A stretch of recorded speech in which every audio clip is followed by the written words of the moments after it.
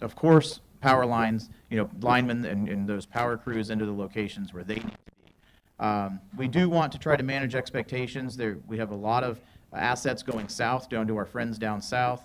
So while FPL and Public Works and utilities crews here are working as fast as they can, we want to manage expectations. It could be a couple of days, several days even before your specific power is on. You are important, of course, and we are trying to get to you as quickly as we can, but there are critical needs to the south of us: hospitals, 911 centers, police and fire, water systems that are without power. There's essentially not a power grid to our south. So we want to manage the difference between conveniences and critical needs. And right now, the focus, of course, is on critical needs first. I'm going to hand this next over to Commissioner Reggie Bellamy, and then you'll hear from Dr. Scott Hopes, who's our county administrator, and Steve Lichtauer, who's our deputy director of public safety. Hey, greetings, and again, we just want to indicate our concerns for everyone that's in the community. I did come up with a statement this morning where we have, in my opinion, a significant amount of the community without power. I want to extend thanks to Florida Power and Light, as well as the other electrical vendors that are supporting us with that particular concern that we have. The underserved populations cannot afford generators, and the lack of power and has become a major health concern. The pileup of debris and elderly private property, along with many fallen trees, has impacted housing structures and some vehicles. Individuals without power will need ice and water to avoid health issues, along with losing perishable food. Obviously, the need for non-perishable food supply will increase rapidly, and that's obviously a concern because of the lack of power. Individuals that receive structural damage to their homes will need temporary housing support. Currently, we are working on that. From what I understand, for the temporary housing support, we're asking citizens from our community to dial 311, and they will be able to support you in that area. Some have completed the FEMA applications. However, due to the lack of power, some elderly individuals or non-English speaking will need access to FEMA applications as well as support completing the application. We want to make sure that we address their concerns also, because we have a growing number of Hispanic and Creole speaking or non-English speaking people in our community that we want to assure that we address their concerns as well. Right now, we do want to make sure we extend our concerns to the individuals down south. There's a lot of assets and resources. There are a lot of resources that are being extended down there. Our hearts and our prayers go out for them. Individuals in Manatee County that have some direct concerns, please make sure you reach out to 311 so we can address them to the best of our ability. Thank you. Thank you, Commissioners Van Ostenbridge and Bellamy. So, good morning to our Recovery Day 2 briefing. On the good news scene, yesterday there was a successful rescue of 7 individuals out in Mayaca, a total of 11 individuals. We had assistance from the Coast Guard as well as the fire districts and county public works airboats, and that was an early morning approach. We are continuing to assess the damage to our county. Newly deployed crisis track software has been used to initiate real-time tracking. So far in Manatee County, we've documented $10.5 million in residential damages, $4.4 million in commercial damages, and those numbers will continue to climb. We brought back utility service to the barrier islands this morning, both Anna Maria Island and Longboat Key. Lift stations were powered up, and potable service was restored early this morning. 2 a.m. utilities crews to get started as soon as the winds died down. Currently in Manatee County, FPL has 199,000 customers. There are still 85,500 still without power at this hour. 14,000 went back online overnight. There are 51,000 Peace River utility users that are still without power. We are bringing the power to where it is needed. Generator-powered traffic lights at 33 vital intersections. There are 95 intersections still damaged, and we have 76 intersections still without power.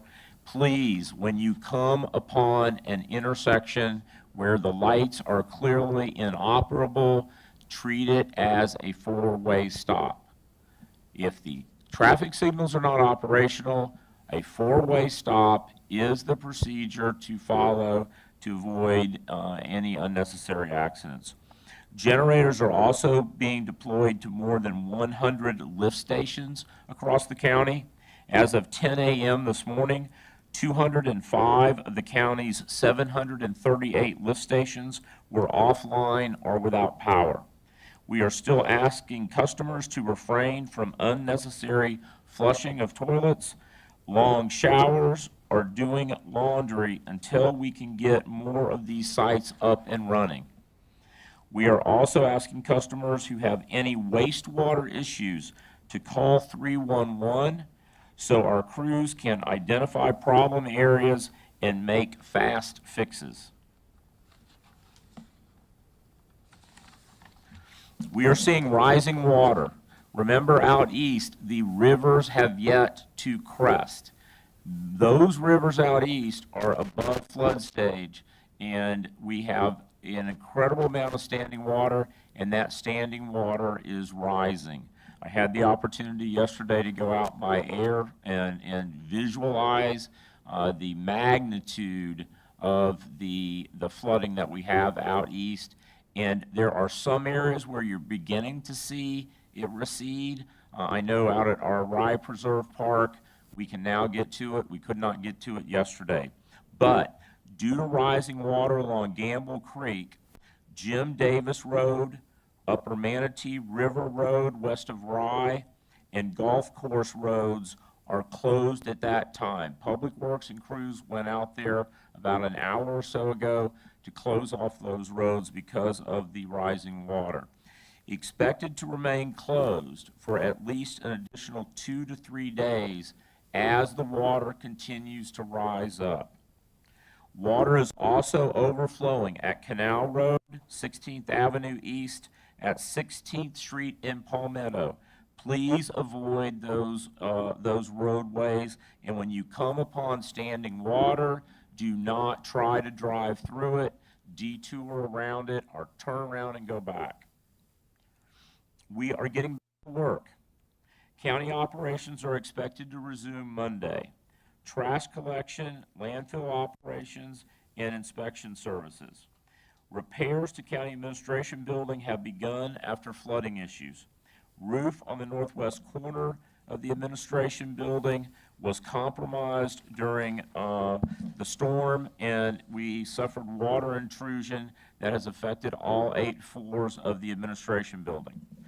We are answering the call. More than 9,000 calls into our enhanced round-the-clock 311 phone system have been completed.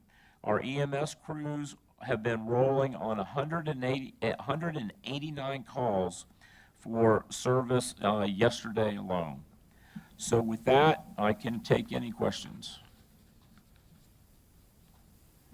As far as the response to 189 calls, maybe this is something that Chief Lishock can respond to. What are we seeing more than calls?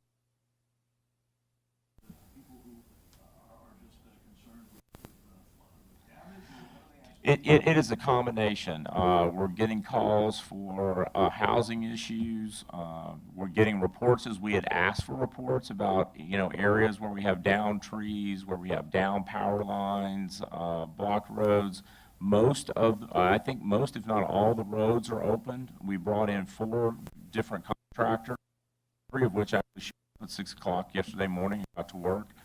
So we've been moving that. I can get a call log out to you and summarize that. Chief, are you aware of the nature of the 311 calls? We'll get with the director. Okay, as far as the rivers out east, that concern is still going to be great over the next several days, is that water? At least. I mean, as long as we don't get any additional rainfall, those rivers are not expected to crest until sometime tomorrow. So we should expect probably through Monday, high water on a number of those roads blocking passage. You mentioned that you were up in the air, different perspective yesterday from that. What was the main takeaway as you viewed our community?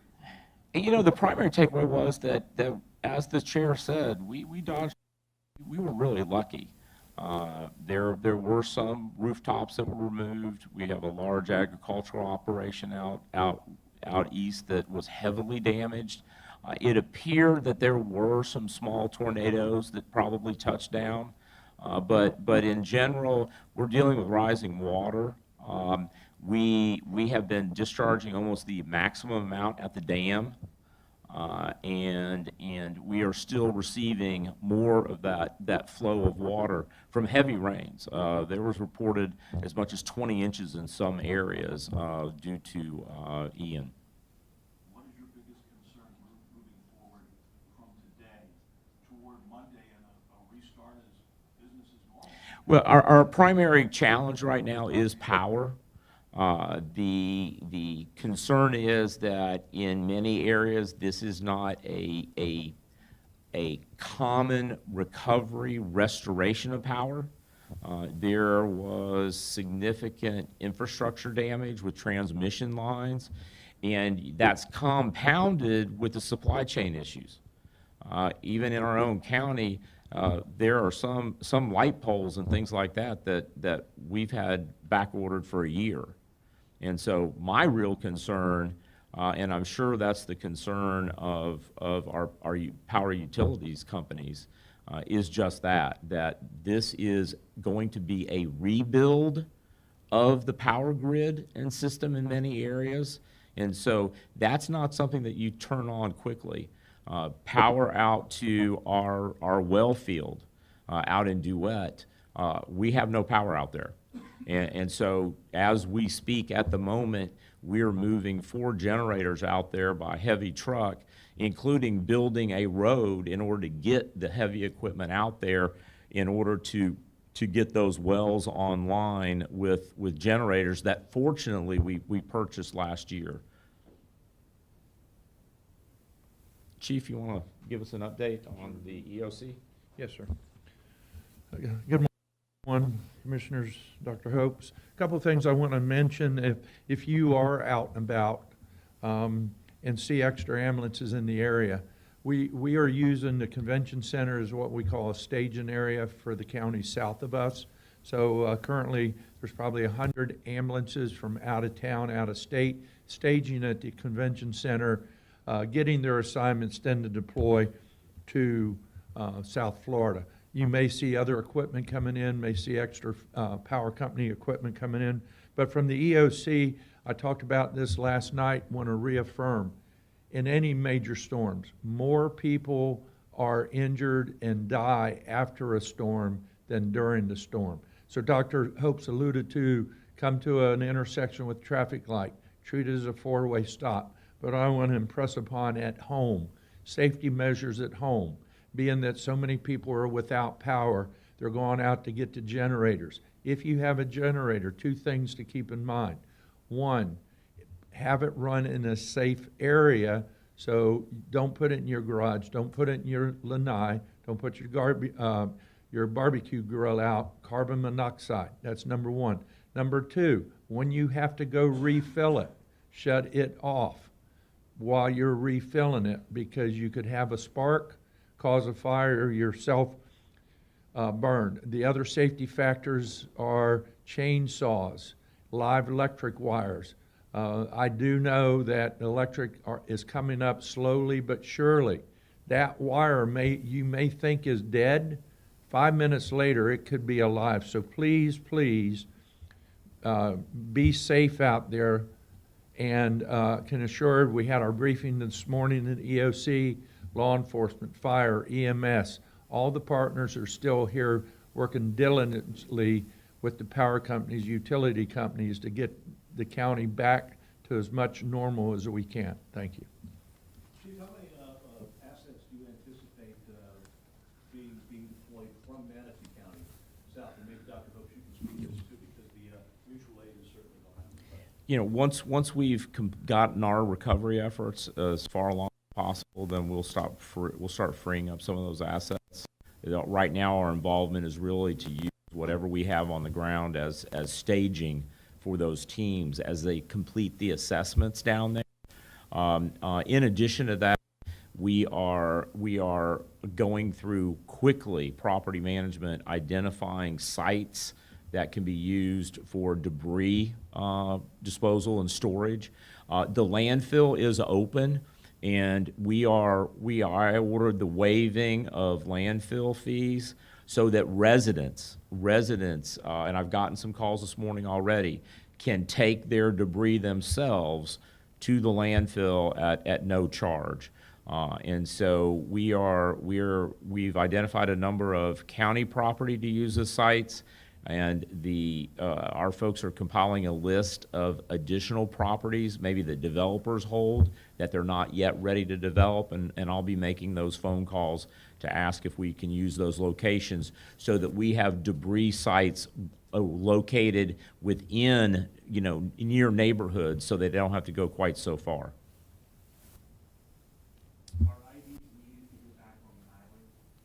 No, the island, my understanding is the island is now fully open. Our beaches are closed because we still have a tremendous amount of debris on the beaches. So we have not yet reopened our parks. The beaches are closed. We will notify you once the debris has been removed and it's safe to go back and enjoy our beaches. But the beaches have, we've restored water and wastewater. Some areas on Longboat Key have power, but many areas on the beach still have not had power restored. Was there any one city throughout the island cities that was hit harder or faced more surge? Not that I can tell, and nor has been reported. You could tell from the air that there was some beach erosion up on the northern part of Anna Maria, and because most of the surge was being blown in from the bay side as opposed to the Gulf side, you could tell that there was some beach erosion. But we really fared tremendously well, because keep in mind we had areas that were clocking 100, 110 mile an hour winds. I will tell you, I don't want to get ahead of the superintendent, but I believe they're sending out notices that schools will be closed on Monday. So those of you that are preparing to address everything from childcare and things like that, the school transportation department has policy similar to ours that they cannot operate the buses unless all the intersection traffic signals are operational. Which actually makes a tremendous amount of sense. So it's my understanding that schools will be closed on Monday.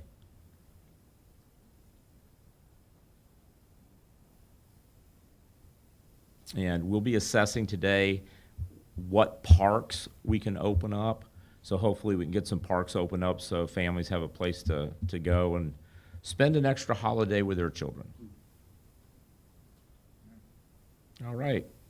Thank you all. Appreciate it. You got another? I know we have an update here that on the website, the county website, they are including some very pertinent information for our residents. Yeah, please go to the website, because I met with some of the department heads this morning about moving content. Move content in. Here you go. Come. So, yeah, you can go to our website, our Manatee County social media. If you're on Facebook or Instagram, we are getting constant updates on social media for you. You can call 311 for information, or at My Manatee, for instance, gas stations that are open. You can go to mymanatee.org/gas, or go to mymanatee.org/manatee recovers. Either of those websites will have good information for you. If you're just, goofing around on your phone, keep yourself informed. Go online, go to our Facebook page. You can go to my Facebook page, but you go to any of these Facebook pages and you'll see on these places tons of information, from generator safety to what intersections are open and closed, what gas stations are open. We're getting as much information out there as we possibly can. When are those beaches gonna get raked? Monday, hopefully, Tuesday? They're probably working on it now. Probably working on raking beaches right now. So we're trying to get things open for you as quickly as we can so that you have things to do. But we do want to manage expectations when it comes to power. I'm getting a lot of constituents reaching out about electricity. And I don't have electricity at my house, so I would like to see the power on as well. But we have to just remember that there are a lot of resources going south. Doesn't mean FPL doesn't have people here, they do. And we're hoping more resources, we know more resources are coming down from the north. But critical infrastructure is going to come first, and we have not met critical infrastructure needs yet. So until those needs are met, we're not likely to see large amounts of residential homes coming back online quite yet. But we're working on it. Crews are working constantly. They're away from their homes and their families, and they're doing everything they can to get Manatee County back online. So, do you have anything else you wanted to ask? Okay. Oh, one last comment. A couple things regarding power. Don't assume that FPL or Peace River knows that you're without power. They're going to be pinging meters, but the best thing you do, you don't need to report a power outage to 311. Report a power outage to your electrical provider so that they have your specific address and they know that you don't have service. So don't assume that your neighbors have reported it because it may not be your whole neighborhood. So go ahead and report it to FPL or Peace River, your specific address where you do not have power. Please don't use 311 for that. And actually, since Commissioner Bellamy's here, he has an update regarding fuel. Commissioner Bellamy is the chairman of the Port Authority, and it relates to the port. Yeah, thanks again, Dr. Hopes. Just to discuss the fuel distribution, we want to be clear that we do have gas and diesel in our region directly in Manatee County. I think fuel distribution started late yesterday evening to get out. So we're excited that we do have gas because without power, a lot of individuals are going to their generators, and we do want to reiterate the intent to be safe while you're utilizing the generator. I also think it's very important for our community to understand is that we're not FPL or Peace River. The electrical providers are the ones that we collaborate and work with. However, within that collaboration, they have a role that they have to play, and we have a role that we have to play. We all are very concerned about the lack of power. I know a few commissioners that do not have power, as well as countless amount of citizens that we have heard from. But please understand that we rely on FPL and Peace River just as well as you all do to take and make sure that power is restored. And we ask for you all's patience on that, considering the things that's going on down south. Thank you. All right, is that it? I can tell you Commissioner Van Osterbridge and I don't have power, so we're experiencing Boy Scouts again and taking cold showers, so. Actually, I do have one more question. Sure. EOC fair through the entirety of this, it's kind of one of the bigger ones. Is there anything that you guys pulled away from this for future storm response? With regards to the overall response or the EOC? This year magnitude.